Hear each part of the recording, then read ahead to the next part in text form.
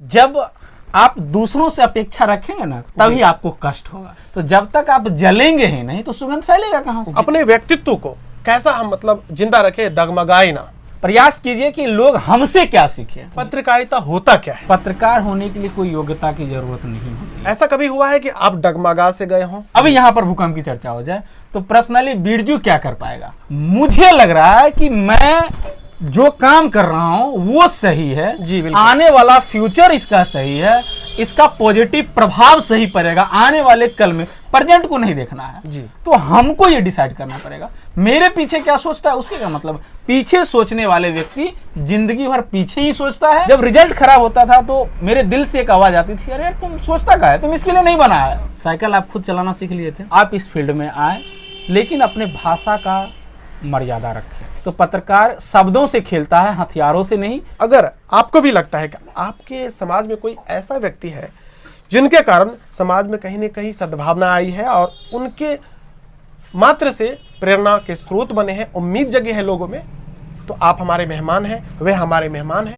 नमस्कार दोस्तों, मैं बिरजू कुमार, स्वागत है आपका स्टोरी ऑफ रियल हीरोज में। दोस्तों, आज के पॉडकास्ट में हमारे मेहमान हैं रोसड़ा तक से प्रशांत जी। दोस्तों, प्रशांत जी एक अनुभवी पत्रकार है और इन्होंने इस क्षेत्र में अपना लंबा समय दिया है, योगदान दिया है और आज की इस वीडियो के माध्यम से प्रशांत जी अपना अनुभव हमारे साथ साझा करेंगे, जिसके बाद जो भी युवा इस क्षेत्र में आना चाहते हैं उन्हें पहले से पता होगा कि वह अपना कार्य किस प्रकार से आने वाले समय में कर पाएंगे। प्रशांत जी, आपका स्टोरी ऑफ रियल हीरोज में बहुत बहुत स्वागत है। आपको बिरजू जी ढेर सारी शुभकामनाएं और बधाई। प्रशांत जी, हम चाहेंगे कि आप अपने बारे में बताएं। बिरजू जी, हमारी शुरुआत शिक्षा से हुई थी और शिक्षा एक प्राथमिक स्तर होता है, ये बात सबको मालूम है। पत्रकारिता का मतलब मुझे भी नहीं पता था क्या होता है, नहीं होता है। 2004 ईस्वी की बात है, हमारे यहाँ रेगुलर न्यूज़पेपर आया करता था। हम एक जगह बैठ करके न्यूज़पेपर पढ़ रहे थे तो हमारे ही बगल के एक व्यक्ति बोला कि बहुत गौर से तुम न्यूज़पेपर पढ़ रहे हो, क्या तुम पत्रकार बनोगे? तो पता नहीं मुझे एक ऐसा लगा कि आखिर ये शब्द हुआ कैसे। हमारे एक दो साथी थे, हम उससे पूछे, अरे पत्रकार क्या चीज़ होता है? तो बोला मुझे नहीं मालूम है। तो फिर हम अपने मन मस्तिष्क में इस चीज़ों को दबा के रखा, मुझे कुछ मालूम नहीं चला, अपने फ्लो में पढ़ते गया। और हमारी शिक्षा सिंगिया प्रखंड के ज्योति ज्ञान निकेतन से हुई थी। वहाँ के तमाम शिक्षकों के द्वारा मुझे बार बार गाइड किया जा रहा था, हर एक चीज़ों पे एक यूँ कहा जाए कंसंट्रेट करने की बात कही जा रहे थे। मैं उन तमाम शिक्षकों को स्वागत करते हैं, इसके अलावा कोई शब्द भी नहीं है जो हम उनको बोल पाएंगे। उसके बाद फिर वहाँ से निकल करके हमारे एक आर.के. ठाकुर हैं, उनसे इंग्लिश की बहुत बेहतरीन शिक्षा हुई और उनके कनिष्ठ पुत्र थे मुकुंद कुमार ठाकुर, वो बार बार अभी भी गाइड करते रहते हैं। तो अगर मैंने पत्रकारिता में एंट्री किया तो वहीं से किया था। तो उसके बाद से जब मेरी ग्रेजुएशन हुई, इंग्लिश से ग्रेजुएशन मैंने किया था, तो मुझे लगा कि अब एक कंपटीशन की तैयारी उस समय हम कर रहे थे, तो एक फॉर्म निकला था, आप पत्रकार बने। तो उसमें मैंने देखा था कि DPIM करके बहुत सारे इंस्टीट्यूट के वगैरह फॉर्म निकला हुआ है, तो उसको फिलअप करने की बात कही। फिर मैंने ऑनलाइन सर्च किया तो बहुत सारे पैसे इन्वेस्ट करने की बात हो रही थी। वहाँ पे मैं अपने आप को कंफर्ट नहीं महसूस किया। फिर ग्रेजुएशन के बाद मैंने तैयारी करने के लिए सोचा कि मैं दिल्ली जाऊँगा। मुझे किसी ने बताया कि दिल्ली में बेस्ट इंस्टीट्यूट है मास कम्युनिकेशन वगैरह का, तो वहाँ पे अच्छा होगा। तब तक मुझे पता चल गया था कि ग्रेजुएशन के बाद आप पत्रकार बन सकते हैं। वहाँ पे गए, लेकिन वहाँ पे जब इंस्टीट्यूट के बारे में पता की तो एक लंबा इन्वेस्ट किया, 10 लाख 12 लाख रुपए डिमांड कर रहे थे। हम वहाँ से नहीं किए, वहाँ पर एक कंपटीशन बैंकिंग और SSC का करके वापस आ गए। फिर फॉर्म वगैरह भरने लगे। एकाएक मेरा लिंक हुआ। लिंक होने के बाद मैंने समस्तीपुर में बातचीत किया और बातचीत करने पर बहुत सारे ऐसी गोपनीय चीज़ें जो मैं अभी उजागर करना नहीं चाहूँगा। तो बातचीत हुई, बातचीत करने के बाद मैंने फिर वहाँ से इस चीज़ों को शुरुआत किया। सबसे पहला सवाल आपके साथ ये रहेगा, आपसे ये रहेगा कि पत्रकारिता होता क्या है, क्योंकि अक्सर लोग इसके बारे में उतना नहीं जान पाते हैं जितना आप शायद अभी बताने वाले हैं। बिरजू जी, पत्रकार एक ऐसा माध्यम है, अपने आप को माध्यम समझना चाहिए। जैसे कि नदी होता है ना, बाढ़ आ जाती है तो नदी के इस ओर व्यक्ति हैं, नदी के उस ओर व्यक्ति हैं, कभी दोनों का मिलान नहीं हो पाता है। तो पत्रकार एक माध्यम है जो क्या करता है, ब्रिज का काम करता है। जनता की बातों को, यानी कि नदी के इस ओर की बातों को इस ओर लाना और इस ओर की बातों को दूसरी ओर ले जाना। तो पत्रकार एक माध्यम है, आप माध्यम है। माध्यम कभी भी बड़ा या छोटा नहीं होता है, माध्यम एक माध्यम होता है। तो वही पत्रकार एक माध्यम है। अच्छा, कौन कौन से युवा है वर्तमान समय में इस फील्ड में आ सकते हैं, किस प्रकार की योग्यताएं चाहिए? देखिए, पत्रकार होने के लिए कोई योग्यता की ज़रूरत नहीं होती है, ठीक है। आपके पास अगर कम एजुकेशन भी है ना, तो आप पत्रकार बन सकते हैं। मैंने क्या बताया कि पत्रकार एक माध्यम है, तो माध्यम छोटा या बड़ा नहीं होता है, माध्यम एक माध्यम होता है। तो इसके लिए कोई भी एजुकेशन की ज़रूरत नहीं होती है, लेकिन अनुभव बहुत ही ज़्यादा ज़रूरत होती है। और अनुभव, आप सपोज दैट एक एग्जांपल मैं बता रहा हूँ कि अगर आप 10वीं क्रॉस किए हैं तो आपके पास जो अनुभव था, इंटर जो क्रॉस किए हैं वो जो अनुभव था, फिर ग्रेजुएशन जो किए वो अनुभव था, तीनों अनुभव को आप मिलाएंगे तो सबसे ज़्यादा मैच्योरिटी आपको ग्रेजुएशन के बाद होती है। तो इसमें क्या है कि आपके पास मैच्योरिटी के साथ साथ एक्सपीरियंस भी होना जरूरी है। बेसिक नॉलेज के साथ साथ आपका ट्रेडिशनल नॉलेज भी जरूरत है, सामाजिक नॉलेज भी ज़रूरत है, प्रोफेशनल नॉलेज भी ज़रूरत है। तो एक हमारे जितने भी पत्रकार के क्षेत्र में जो भी साइंटिस्ट रहे हैं, जो भी एनालिसिस करने वाले व्यक्ति रहे हैं, बहुत ऐसे हमारे पत्रकारिता के क्षेत्र में वर्ल्ड एनालिसिस थे, वर्ल्ड साइंटिस्ट थे, संचार विशेषज्ञ थे। ये सारे लोगों ने बताया कि भले ही पत्रकार के लिए एजुकेशन की ज़रूरत नहीं है, लेकिन अगर कोई व्यक्ति कम से कम ग्रेजुएट हो जाता है तो उसके पास एक मैच्योरिटी आ जाती है। किसी भी बातों को किस तरह से उजागर किया जाए, किस तरह से समाज के साथ रखा जाए, समाज की बातों को सरकार के समक्ष रखा जाए, तो यह एक मैच्योरिटी हो जाती है। तो उन तमाम लोगों ने एक लिमिट बनाया कि कम से कम एक ग्रेजुएट होना अत्यंत आवश्यक होना चाहिए जी। अच्छा, मास कम्युनिकेशन की आवश्यकता जब पड़ती है तो ये किस प्रकार से की जा सकती है? इस कोर्स की तैयारी कैसे कर सकते हैं लोग? मास कम्युनिकेशन के लिए आप किसी भी फील्ड से ग्रेजुएट हो और उसके बाद आप इंटर के बाद भी मास कम्युनिकेशन कर सकते हैं। BJMC होता है, bachelor of journalism and mass communication. फिर क्या होता है कि मास्टर ऑफ MJMC होता है, master of journalism and mass communication. तो आप इंटर के बाद भी पत्रकारिता का कोर्स कर सकते हैं। ये माध्यम हिंदी इंग्लिश ही रहता है? दोनों रहता है, दोनों रहता है। आप हिंदी में भी जैसा आपको कंफर्ट लगे। तो बजट कितना पड़ता है इसमें? देखिए, अगर बहुत सारे प्राइवेट इंस्टीट्यूट हैं जी, तो वहाँ से तो एक बहुत बड़ा बजट पड़ जाता है जो जनरल स्टूडेंट्स कंफर्ट नहीं कर पाते हैं। लेकिन अब सरकार के द्वारा दूरस्थ शिक्षा के माध्यम से सभी यूनिवर्सिटी में एक व्यवस्था की जा रही है और वहाँ से भी आप कोर्स कर सकते हैं। प्रशांत जी, एक पत्रकार को अपने न्यूज के माध्यम से या फिर वीडियो के माध्यम से किस प्रकार से अपनी बातों को रखना चाहिए? देखिए, हमारी सबसे पहले पत्रकार होने से पहले आपको ये समझना होगा कि हम एक सामाजिक प्राणी हैं और समाज ही हमारा परिवार है। हम अपने परिवार को किस तरह से आगे प्रस्तुत करें ताकि हमारे समाज की प्रतिष्ठा भी बची रहे और हमारा काम भी हो जाए। तो एज ए सामाजिकता के नाते हमें ये सोचना होगा कि समाज की बातों को सभ्य भाषा में हमें अग्रसारित करनी चाहिए और उस संबंधित पदाधिकारी के नज़र में ये बात पहुंचनी चाहिए, हमारे समाज का जो भी समस्या है वो निदान हो सके। तो हमारे भाषा में वो अश्लीलता नहीं आनी चाहिए, क्योंकि हम भी एक परिवार के व्यक्ति हैं और अपने परिवार की बुराई कभी संभव नहीं हो पाता है, ऐसा मेरा मानना है। वर्तमान में क्या है ना कि ये डिजिटल युग की लहर है वर्तमान में, तो हर कोई अब जानने लगा है कि इसमें पैसा है, तो मुंह उठा करके माइक लेकर के चल देते हैं और कहीं ना कहीं शब्दों का तो उल्लंघन कर भी करते हैं, मर्यादा का भी उल्लंघन करते हैं। लेकिन उन्हें पता ही नहीं होता है एक समय तक कि भाई हम कर क्या रहे हैं, और बोलते हैं ये है वो है, किन्हीं पे भी गरिमा पे उंगली उठा देते हैं। उन्हें नहीं पता होता है कि इनका पास्ट कैसा है, लेकिन लोगों ने बोला, उन्होंने किया, तो उन्हें अपनी बातें तो रख ही लेते हैं, लेकिन भविष्य उनका कैसा होगा, अभी तो वे कर रहे हैं, भविष्य कैसा होगा, इस पर अपनी राय रखें। देखिए, हम पहले क्या बताए थे कि मैच्योरिटी जरूरी है, और मैच्योरिटी जो है ना उम्र के हिसाब से होता है जी समय के हिसाब से होता है। वो मैच्योरिटी 8वां के जो मैच्योरिटी आपके पास है, अगर क्लास 5 के स्टूडेंट को पूछा जाए तो वो मैच्योरिटी नहीं हो पाएगा। जी जितने बेहतर तरीके से आप अपने परिवार की बातें दूसरों के नज़र में रखेंगे, उतना बेहतर तरीका से जो भी स्टैंडर्ड 10th के स्टूडेंट होगा वो नहीं रख पाएगा। तो मैच्योरिटी बहुत ज़्यादा ज़रूरी है। अगर आपके पास मैच्योरिटी नहीं है तो निश्चित रूप से आप भ्रंश भाषा का प्रयोग करेंगे। एक पत्रकार जो होता है ना बिरजू जी, शब्दों का वो एक शब्दों से खेलता है वो। जैसे कि मान लिया जाए कि एक पहलवान होता है तो अपने शरीर से वो खेलता है, एक डांसर होता है तो अपने शरीर को इस तरह से मतलब मोड़ता है वो कि पता ही नहीं चलता है कि शरीर है या फिर रबर है। तो उसी तरह से पत्रकार के पास शब्दों का एक बहुत बड़ा भंडार होता है, वो शब्दों के साथ खेलता है। उसके शब्द में उसका शब्द ही एक बुलेट होता है, उसका शब्द ही एक क्या कहते हैं एक खोखा होता है, उसका शब्द ही एक बहुत बड़े हथियार होता है, एक शब्द ही उसका एक चाकू होता है, एक शब्द ही उसका तलवार होता है।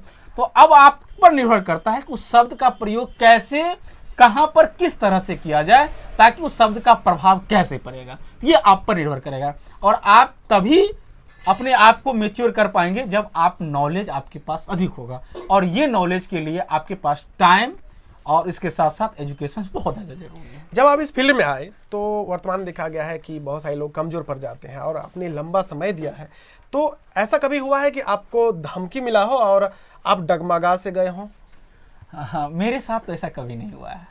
हम सिर्फ और सिर्फ दूसरा क्षेत्र की ही बात नहीं करूँ, अनेक जगहों से मैंने न्यूज़ कवर किया है और बहुत ही सेंसिटिव न्यूज़ को देखा है।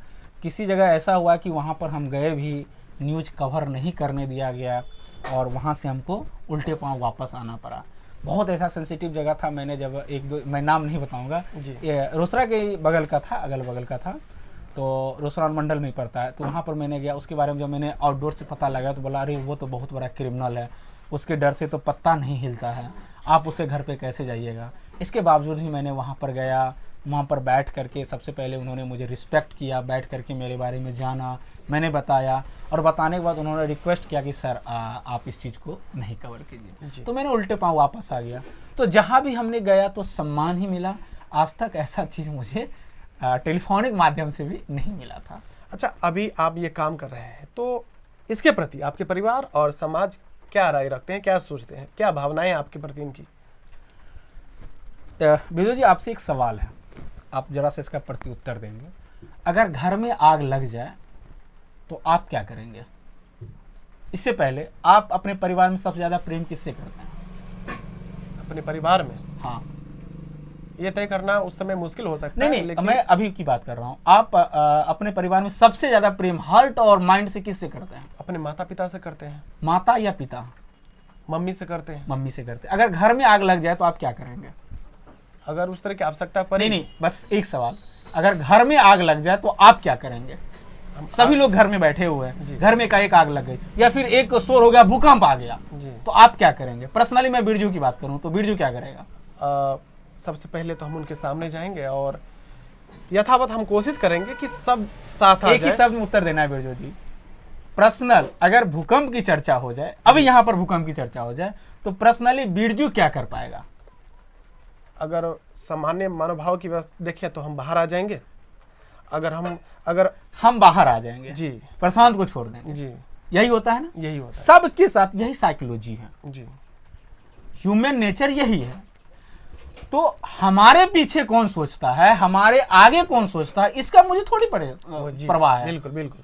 मुझे लग रहा है कि मैं जो काम कर रहा हूं वो सही है जी, आने वाला फ्यूचर इसका सही है, इसका पॉजिटिव प्रभाव सही पड़ेगा आने वाले कल में, प्रेजेंट को नहीं देखना है जी। तो हमको ये डिसाइड करना पड़ेगा मेरे पीछे क्या सोचता है। उसके क्या मतलब, पीछे सोचने वाले व्यक्ति जिंदगी भर पीछे ही सोचता है और आगे सोचने वाला व्यक्ति हमेशा आगे ही जी। एक बात हम भी अपना शेयर करना चाहेंगे, क्योंकि इंटरव्यू तो हम आपका कर रहे हैं, लेकिन फिर भी एक समय था कि लोग मेरा मजाक उड़ाया करते थे कि ये पढ़ा लिखा होकर के क्या गंदा वाला काम कर रहा है, समाज को खराब कर रहा है। लेकिन अब वो समय आ गया है जब जो लोग हम पे उंगली उठाते थे खुद टिकटॉक वीडियो टाइप बना रहे हैं, जबकि हम वो काम कर भी नहीं रहे हैं। हमारा काम लोगों को कहीं ना कहीं फायदा पहुंचा रहा है, सामाजिक मुद्दे को लेकर के, या फिर कोई जगह दिखा रहे हैं, या फिर किसी विषय पर अपनी राय रख रहे हैं, तो कहीं ना कहीं उनको फायदा हो रहा है। लेकिन जब वो नाच गाना वाला वीडियो बना रहे हैं उससे कोई फायदा नहीं है। अब हमें सुकून मिल रहा है कि चलो कोई नहीं, एक समय तक आपने उंगली उठाया, अब आप पे उंगली उठ रहा है या नहीं उठ रहा है, कम से कम हमें पता तो है कि भाई हम सही कर रहे हैं, सही थे, अभी सही है, आगे भी शायद सही रहने वाले हैं। अगला सवाल है कि इस फील्ड में आने के बाद अक्सर लोग पैसों को देखते हैं, तो उन्हें किस मुद्दों पर विशेष ध्यान देना चाहिए? देखिए, हर एक चीज का एक अपना वजूद होता है जी। एक अगरबत्ती को आप जब जलाएंगे तो अगरबत्ती सबसे पहले क्या चाहती है? पहले हम जलें जी, उसके बाद ही उसकी सुगंध चारों तरफ फैलती है। तो जब तक आप जलेंगे ही नहीं तो सुगंध फैलेगा कहाँ से? जी बिल्कुल, काम करवे नहीं करेगा तो पैसा आएगा कहाँ से आएगा? बिल्कुल। बहुत सारे मैं इस चीज़ को चर्चा नहीं करना चाहूँगा, बहुत सारे लोग इस फील्ड में हैं, देख रहे हैं, आप भी देख रहे हैं जी। तो मैं उस पर कटाक्ष नहीं करना चाहूँगा, लेकिन पहले आप जलना सीखें। जब आप जलेंगे तभी आप सुगंधित हो पाएंगे। और वर्तमान में आरोप लग रहे हैं कि पत्रकारिता के लिए कलेजा चाहिए, इससे आप कितना सहमत हैं? जी नहीं, ऐसी कोई बात नहीं है। पत्रकारिता के लिए कलेजा चाहिए ऐसी कोई बात नहीं है। पत्रकारिता के लिए जुनून चाहिए जी। अगर आपके पास जुनून नहीं है तो फिर आप नहीं कर पाएंगे। ज्यादातर ये आरोप लगता है कि अगर आपके पास कलेजा नहीं है, भले ही पढ़े लिखे हैं, तो आपको दबा दिया जाएगा, चाहे कोई भी माध्यम हो, राजनीतिक हो, प्रशासनिक हो, सामाजिक हो। लेकिन अगर आपके पास कलेजा है, बोलने के लिए मुंह है, तो फिर बेधड़क आप इस फील्ड में आ जाइए। तो सहमत है इस चीज से? नहीं है होंगे? नहीं, हम इस चीज से बिल्कुल नहीं है। अगर ज्ञानी नहीं है तो हाथ लग के क्या करेंगे? कोई फायदा नहीं है। अच्छा, इस फील्ड में अब जब आते हैं तो आपको लगता है कि मतलब अंदर से, मतलब जब हम समाज की सेवा करते हैं तो क्या हम उम्मीद रख सकते हैं उनसे कि वो भी कभी जरूरत पड़े तो हमारे पीछे खड़े हों? स्वामी विवेकानंद ने कहा था, शायद आप सुने होंगे या जानकारी नहीं होगी, जब आप दूसरों से अपेक्षा रखेंगे ना तभी आपको कष्ट होगा। जी बिल्कुल। जब आप दूसरों से अपेक्षा ही नहीं रखेंगे तो आपको कष्ट ही नहीं होगा। तो जब हम काम करते हैं तो हमको ये ऐसा ही नहीं रहता है कि वो व्यक्ति हमें मदद करेंगे या नहीं करेंगे, तो मुझे इस चीज़ से कभी नाराजगी नहीं होती है कि वो करें या ना करें, हमको कोई फर्क ही नहीं पड़ता है। अच्छा, इस मीडिया फील्ड में मीडिया बंधुओं से दोस्ती करना कितना अच्छा रहता है, मतलब फ्यूचर के लिए, वर्तमान के लिए? देखिए, दोस्ती किसी भी क्षेत्र में खराब नहीं होता है जी। बस आप पर निर्भर करता है कि उस चीज़ों को आप ले क्या रहे हैं। मार्केट में बहुत ऐसी दवाएं हैं, दवा दुकान पे जाएंगे तो बहुत ऐसी दवाएं हैं। जरूरत आपको क्या है उस चीज़ को देखना है। जी। तो आप अपने अनुसार जिस चीज़ को देखना शुरू करेंगे, पॉजिटिव देखेंगे तो उसका रिजल्ट पॉजिटिव आएगा, निगेटिव देखेंगे तो उसका रिजल्ट निगेटिव आएगा। अब आप पर निर्भर है कि आप उस चीज़ को देख कैसे रहे हैं। जी, इस क्षेत्र में पैसा भी मिलता है, फेम भी मिलता है, और कई बार युवा हैं तो फीमेल लोगों से दोस्ती भी होती है और कई तरह के मनोभाव वाले लोगों से दोस्ती होती है। तो अपने व्यक्तित्व को कैसा हम मतलब जिंदा रखें, डगमगाए ना? देखिए, जब बचपन में आप पढ़े होइएगा तो आपके गुरुजी भी एक शिक्षा दिए हुए कि हमेशा जो है ना, घोड़े के आंख के दोनों ओर पट्टी लगी हुई रहती है, ताकि जब आपके दोनों ओर पट्टी लगी हुई रहेगी ना तो आप अपना ध्यान लक्ष्य की ओर देंगे। बिल्कुल। इधर उधर देंगे तो आप भटक जाएंगे। इसीलिए आपका जो एम है उस पर ध्यान देते रहिएगा। ऐसे ही हवा आती है, चलती आती है, नदी है, धारा, नदी की धारा में गंदगी बहते चली जाएगी। जो सही व्यक्ति होगा ऑटोमेटिक वो बहते जाएगा, जो गंदगी है किनारे लग जाएगा। तो आप निर्भर करते हैं आप क्या चीज़ है इस चीज़ों में। आपने समाज को अपना एक लंबा समय दिया है, तो आपने समाज से क्या सिखाया या फिर अपने कार्य से क्या सिखाया अभी तक? प्रयास कीजिए कि लोग हमसे क्या सीखे। जी। हम लोगों से क्या सीखे इस चीज को ध्यान मत दीजिए, लोग हमसे क्या सीखे। जब भी आप एक टीचर की तरह सोचेंगे ना तो निश्चित रूप से आपके बच्चे अच्छे होते चले जाएंगे। जी। और आप एक कमांडर की तरह सोचेंगे, एक कोच की तरह सोचेंगे, तो उसके बाद ही आपका प्लेयर आपके लिए करेगा। तो जब आप एक प्लेयर की तरह सोचेंगे तो फिर आपके लिए करेगा कौन? तो हमेशा ये ख्याल रखना चाहिए कि हम एक कोच की तरह सोचें, और कोच के अंदर में बहुत सारे प्लेयर होते हैं, उस प्लेयर से बहुत सारे फैंस जुड़े हुए रहते हैं, उस फैंस से बहुत सारे परिवार जुड़े हुए रहते हैं, उस परिवार से बहुत सारे लोग जुड़े हुए रहते हैं। तो आपको कोच की तरह सोचना है। फायदा सभी लोगों को हो, पर्सनल हो या ना हो, उसके बाद सफलता तो मिलेगी। जी। आप जो है प्राइवेट जॉब और सरकारी जॉब को में किस प्रकार से अंतर करते हैं?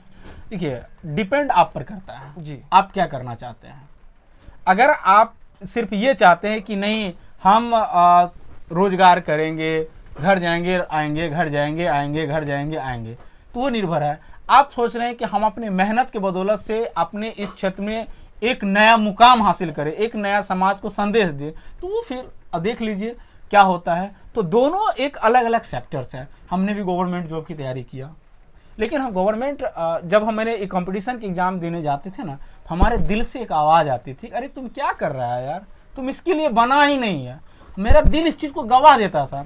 हम एग्जाम हॉल में बैठते थे, बैठने के बाद हमने तैयारी भी किया, तैयारी करने के बाद एग्जाम भी दिया, एग्जाम देने के बाद जब रिजल्ट आता था ना, तो हमें मायूसी नहीं होती थी। एक होता है ना, अरे रिजल्ट खराब हो गया यार, ये वो, हमें कभी ऐसा नहीं हुआ। जब रिजल्ट खराब होता था तो मेरे दिल से एक आवाज़ आती थी, अरे यार तुम सोचता क्या है, तुम इसके लिए नहीं बना है, तुम किसी और चीज़ के लिए बने हो, वहाँ पर तुम ध्यान दो ना। उस समय मुझे लगता था यार हम किस चीज़ के लिए बने हैं मुझे भी पता नहीं है।